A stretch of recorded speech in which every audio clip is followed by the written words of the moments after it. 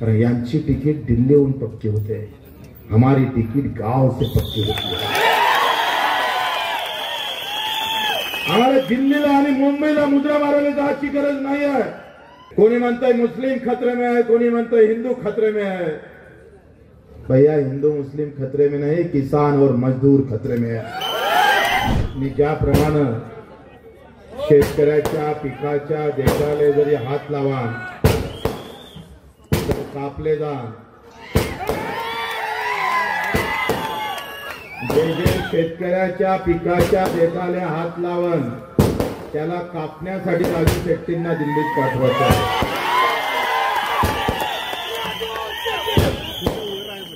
मित्रांनो, महात्मा ज्योतिबा फुलेंनी शेतकऱ्याचा आसूड ज्याप्रमाणे इंग्रज काळामध्ये पुस्तक लिहून तुमच्या आमच्या डोक्यामध्ये शेतकरी घालण्याचा प्रयत्न केला, त्या महात्मा ज्योतिबा फुलेचा आसूड सुद्धा राजूजी शेट्टी यांच्या हातात देऊन त्या लोकसभेत पुन्हा फटकाराचा याच्यासाठी पाठवायचा लक्षात घ्या। पूज्य बाबासाहेब आंबेडकरांनी घटनेच्या माध्यमातून सामान्य माणसाचा आवाज त्या घटनेच्या प्रत्येक पानावर कोरून लिहिला। तो आवाज अधिक बुलंद करण्यासाठी आम्हाला राजू शेट्टींना पाठवायचा आहे। छत्रपती शिवरायानंतर जर जनकल्याणी राज्य कोणा चालवलं असेल तर त्या आमच्या राजमाता राष्ट्रमाता अहिल्यादेवी होळकरांना सुद्धा आम्ही नमन करतो। आताच बंटीनं भाषण दिलं, धैर्यशील पाटील असेल त्या कार्यकर्त्यांनी आग्रह केला, बच्चो आपण आलो पाहिजे, आणि आम्हाला राजू शेट्टी साहेबांना फोन केला नाही, आम्ही त्यांना फोन केला का आम्ही तुमच्या प्रचाराला येणार आहोत। अरे म्हटलं सगळे जण जात आणि धर्म सांगायला लागले। कोणी म्हणतंय मुस्लिम खतरे में है, कोणी म्हणतंय हिंदू खतरे में है। भैया हिंदू मुस्लिम खतरे में नहीं, किसान और मजदूर खतरे में है। तुम्ही जाती धर्माच्या नावानं भांडण उभे करा, तुमच्या औकात नाही, तुमच्या मनगडात दम नाही आहे। तुम्हाला जात आणि धर्म समोर आणल्याशिवाय तुम्हाला निवडणूक जिंकता येत नाही, एवढे तुम्ही पांडू आहे। पण आम्ही दाव्यानं सांगतोय, आम्ही जात म्हणून तुम्हाला मत मागायला आलो नाही, एक शेतकरी म्हणून मत मागायला आलोय, शेतकऱ्याचा मुलगा म्हणून मत मागायला आलोय। आम्ही गावागावातून आवाज उभा केला पाहिजे, होय मी शेतकरी आहे आणि मी राजूजी शेट्टीलाच मत मारणार आहोत, असा कानाकोपऱ्यातून आवाज निर्माण झाला पाहिजे। मित्रों, काल योगी जी ने सांगितलं काश्मीर से कन्याकुमारी तक और कट से कट तक हिंदू की कत्तल होने जा रही थी। एकाएक हिंदू आतंकवाद आम्ही सांग मांडण्याचा प्रयत्न करतोय काँग्रेस वाले, आणि भाजप वाले म्हणतात मुस्लिम आतंकवाद वाढत चाललाय। खरी गोष्ट तर अशी आहे का पक्षाच्या राजकारणी लोकांचा आतंकवाद वाढत चाललाय। मित्रो, लक्षात घ्या का तुमच्या आम्हाला सगळ्या आमच्या डोक्यात जाती धर्माचं एवढं व्यवस्थित पॉयझन टाकण्याचं काम सुरू केलं। आज केंद्राच्या बजेटमध्ये 3% वरते तुम्हाला निधी उपलब्ध होत नाही। 45 लाख कोटीच्या मध्ये आम्हाला 1 कोटी सुद्धा आम्ही केंद्राच्या बजेटमध्ये आम्हाला स्थान नाही। अरे आतंकवाद तर हा शेतकरी शेतमजुराच्या विरोधात आहे। कश्मीर और कन्याकुमारी तुम्हारी तक अगर कोई मर गया होगा, अगर किसी का खून हुआ होगा तो मेरे किसान और मजदूर भाई का हुआ है, उसका बदला लेना है हमको, उसके लिए खड़ा होना है। आज पावलं पावले आमचा शेतकरी आत्महत्या करतोय।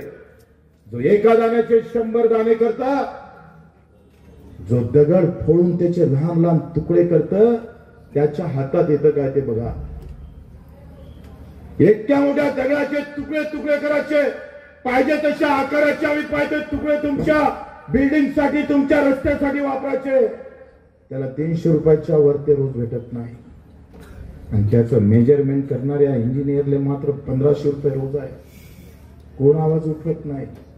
एक आमचा मर्दमावळा आहे राजूजी शेट्टी, आम्ही सांगतोय आवाज अधिक मजबूत करायचा असेल मित्रो तर जातीपाती धर्माच्या बाजूने जाऊन ही लढाई मजबूत करण्याची गरज आहे। आम्ही लोकसभेच्या निवडणुकीत, विधानसभेच्या निवडणुकीत आमचा आवाज पाठवत असतो तिथं। शेतकऱ्याचा आवाज म्हणून कोण जाणार आहे? हे तर सगळे पक्षाचे गुलाम आहे, कारण यांची तिकीट दिल्लीहून पक्की होते, हमारी तिकीट गांव से पक्की होती है।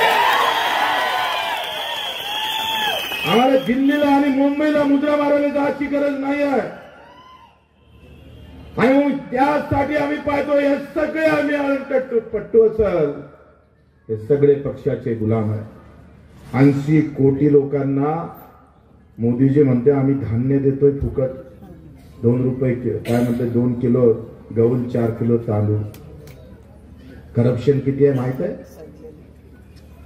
अरे 1 किलो मागे 70 रुपयाचा खर्च आहे, आणि तिथल्या मंत्र्यांनी का आमच्या अधिकाऱ्याला पैसे जातात 150 कोटी रुपये महिना। योजना गरिबाच्या नावानं आहे, मलिदा मात्र दुसराच खात आहे। तुम्हाला आम्हाला या सगळ्या भिकार चोड योजनेमध्ये गुंतून ठेवण्याचा प्रयत्न केला जातोय। अरे आम्ही पाहतोय कित्येक वर्षापासून शरद जोशी साहेबांना एक म्हण लिहिली होती त्या भिंतीवर, मला अजूनही आठवतं, भीक नको हवे घामाचे दाम।